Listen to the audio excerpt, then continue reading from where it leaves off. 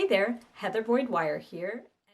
Today I'm making earring hooks with Argentium silver wire from Rio Grande. The Argentium silver is more pure than standard sterling, and it has increased tarnish resistant, is a whiter color, and is hypoallergenic. Dead soft, but we are using half hard. We have our files, we have some looping pliers, flush cutters, flat pliers, and some round pliers. So we're going to start with the 20 gauge half hard wire. Just to show you, this is the dead soft, which is too soft for earring hooks, but the half hard is a nice temper for the earring hooks.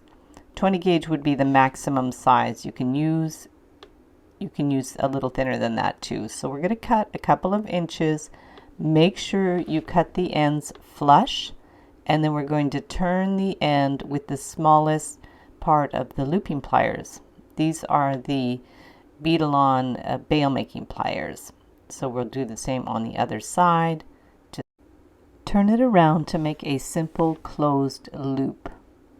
And then we're going to stack both together so they're even.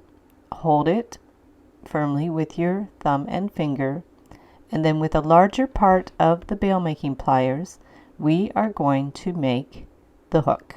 So we're going to bring it around both at the same time and just wiggle it around till it's in a good position, and then we can just give it a little bit of a bend and we can clip those ends flush. And then we're going to use the reamer just to file the end, just wiggle it around, or you can use a jewelry file. That's nice and fine. So there are our very simple hooks. Now we're going to try some with the 21 gauge, which is a little bit thinner than the 20. This is better for more delicate ears, and we're going to cut a couple of inches. It really depends on how large and long you want to make the hooks. Try not to waste too much of the wire. So now this time we're just going to stack them together and then do the little bend at a bit of an angle. And then now we're going to get our looping pliers to bring both wires around. Just wiggle it around till it's in a good position, the size that you want. This style can be also made quite long. These I'm making just a regular size. These are the kidney style earring hooks that close. So we're just going to bend it out and bring the wire around into a little loop. You'll be able to hang things off that loop. So now with the smaller round pliers, we're going to bring the wire around, all the way around and out.